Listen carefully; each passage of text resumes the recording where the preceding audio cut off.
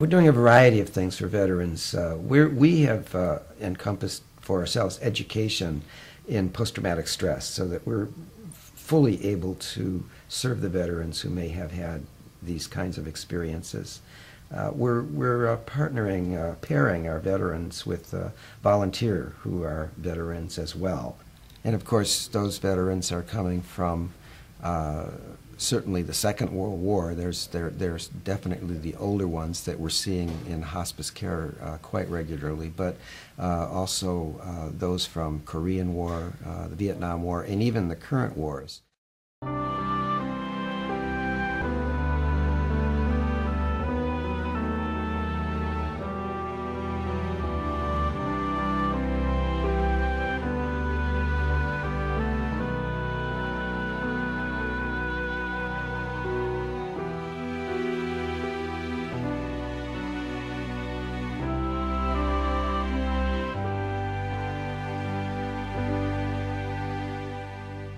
Vietnam for me is loaded with emotions. There was fear, there was camaraderie, there was self-respect in what I did. There was sadness for the guys who didn't make it.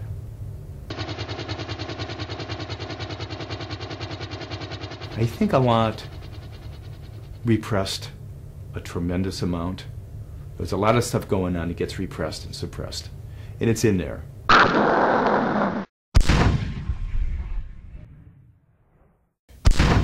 We went down in the South Pacific. We would fire guns all night long, just firing the guns. Now, I couldn't deal with it, I don't think, the things that went on, the things that I saw.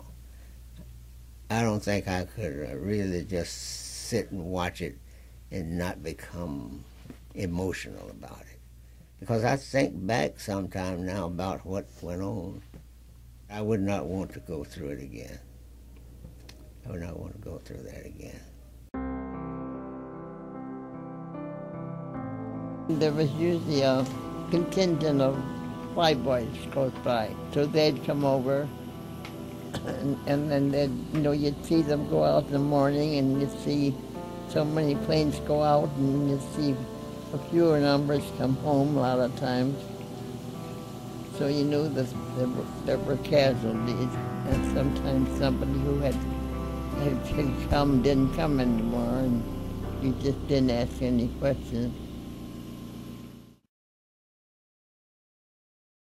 I served in the Navy during World War II.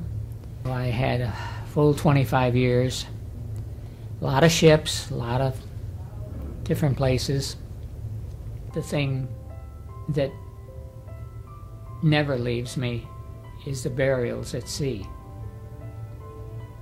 When we land, the kids that got hit, if they were wounded and we'd drag them back into the boat, peg them back to the ship, and if the corpsman could do anything for them, fine. If not, then we'd put them in a bag, and that night we'd drop them in the ocean.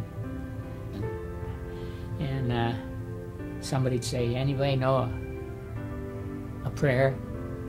Anything, and somebody'd say, I, and then they'd say the prayer, and I remember staring down on the bodies, and they were all in a row, and I thought,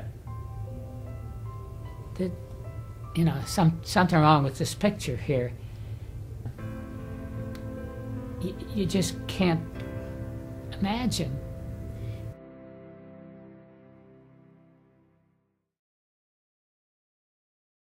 Some of the hospice work is helping patients let go if there's something that they're hanging on to.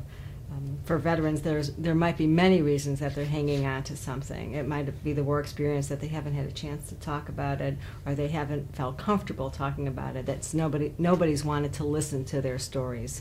A contribution that I could make is to be able to give them the opportunity, if they so wish, to express whatever it is that's unfinished, that's still inside. Part of training, military training, is this whole survival aspect and fighting aspect, and you're fighting for your country and you're fighting for your life. And so when it comes to the end of life, when we're talking about letting go of things, it contrary to what a veteran had been trained previously, in which is to fight and not to surrender these feelings, not to let go. There was a bunch of pictures that were taken right after the war, and I looked at all these pictures, and I saw this really strange look on my face. And I said, yeah, I guess I did change. We had a patient who was a Korean War veteran, and he liked to talk about his war experience frequently. He identified himself with this experience.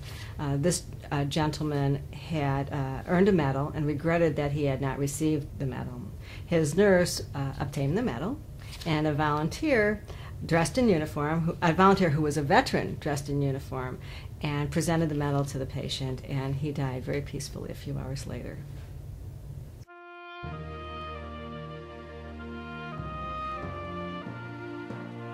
I was at the VA center, and I was walking out, and it was a tall gentleman, and he had a NAM hat on. And I said, if I could ask, where were you in country?